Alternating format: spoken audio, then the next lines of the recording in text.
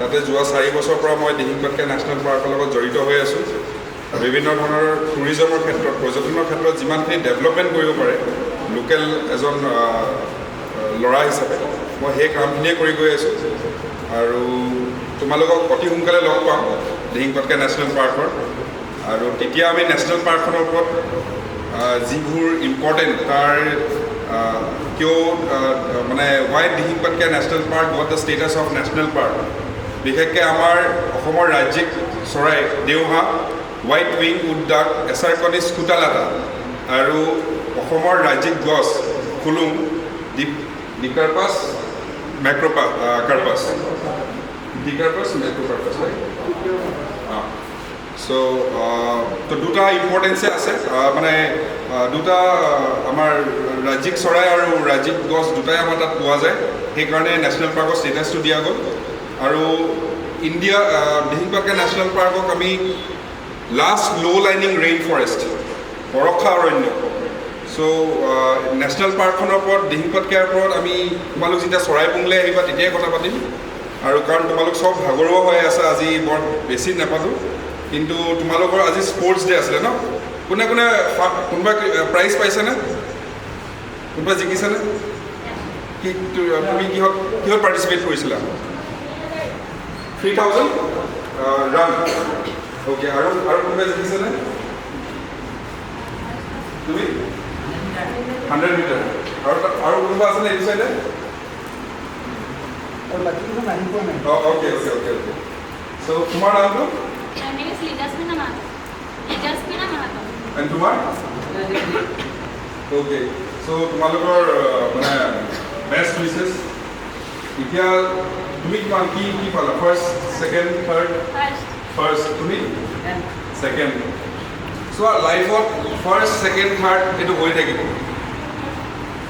লাইফত কেতিয়াও তোমালোকে যে মানে আজি তোমালোকে যেনেকৈ স্পৰ্টছত তোমালোকে কম্পিট কৰিলা, লাইফত সদায় কম্পিটিশ্যন ইজ মেইন। তোমালোকে যে গৈছা to involve in that sports, সেই স্পৰ্টছটো খেলিবলৈ, সেইটো সদায় মেটাৰ কৰে।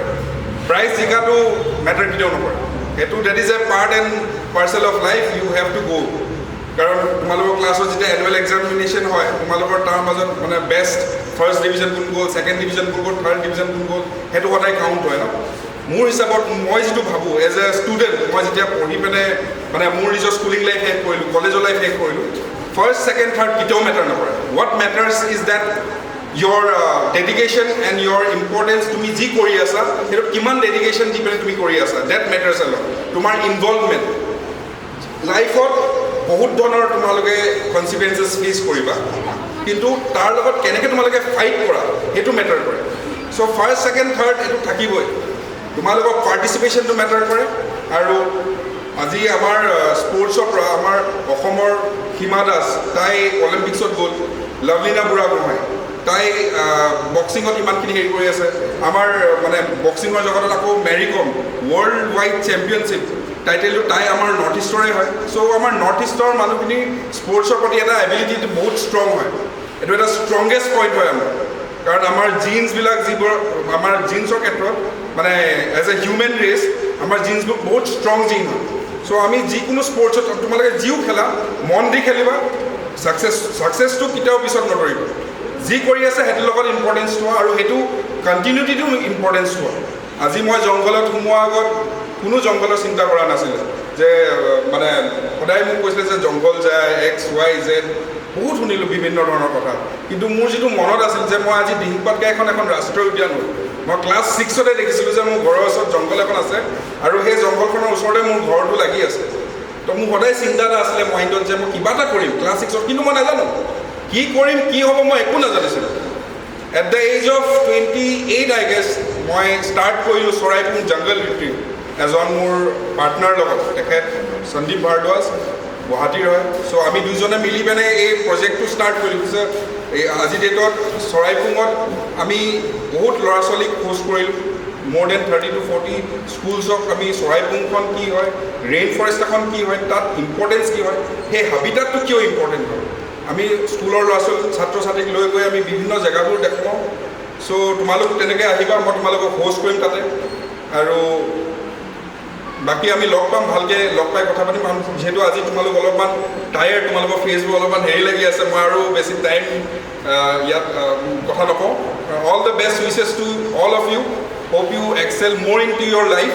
আৰু তোমালোকৰ ডিটাৰমিনেশ্যনটো সদায় থকা, মানে যিও কৰা, যিও টাস্ক কৰা লাইফত, তোমাৰ হয়তো স্কুলৰ পৰীক্ষাটোৱে হওক বা তোমাৰ স্কুলক যদি ৰিপ্ৰেজেণ্ট কৰি তোমালোকে কিবা কম্পিটিশ্যন এটাতে গৈছা, তাত ডেডিকেশ্যনটো থবা। আৰু তাত যে তুমি যে ছাকচেছ হ'ব লাগিব, ফাৰ্ষ্ট হ'ব লাগিব, ছেকেণ্ড হ'ব লাগিব, সেইটো কেতিয়াও মেটাৰ নকৰে। What matters is your participation সদায় মেটাৰ কৰে। So' best of luck, best wishes. লগ পাম আৰু ভালকৈ আমি কথা পাতিম আৰু ইণ্টাৰেষ্টিং বনাম। তোমালোকৰ যিটো নেচাৰ ৱৰ্ক ট্ৰেইল হ'ব, মই হোষ্ট কৰিম। মোৰ লগত আমাৰ Bhaskar Nath sir, forest sir আৰু ৰাতুল চেতিয়া দুজনে থাকিব। হয়তো জিমি যদি থাকে তেতিয়ালৈকে জিমিও আমাক জইন কৰিব। চ' তোমালোকক জংঘলৰ বিভিন্ন মানে ৰেইন ফৰেষ্টখন কি মানে তাৰ ভেলিউটো কি, why a rain forest is important, সেই ভেলিউখিনি তোমালোকক সেই নেচাৰ ৱৰ্ক ট্ৰেইলটোতে মই বিভিন্ন ধৰণে কৈ যাম। আৰু তাতে কি স্পিচিছ পোৱা যায়, কি মানে কি ফ্ল'ৰা এণ্ড দ্য ফ'না, এই দুটাৰ ওপৰতে মই তোমালোকক যিমান পাৰোঁ মোৰ ফালৰ পৰা মই সহায় কৰিম তোমালোকৰ নেচাৰ ৱৰ্ক ট্ৰেইলত। আৰু খুব ভাল লাগিলে যিটো তোমালোকৰ principal ma'am, thank you so' much. মই কেতিয়াও ভবা নাছিলোঁ যে মই মানে আজি প্ৰথমবাৰ, মানে এইবাৰ প্ৰথমবাৰ বাবে কোনোবা এখন স্কুলৰ পৰা মই নিমন্ত্ৰণ পাইছোঁ।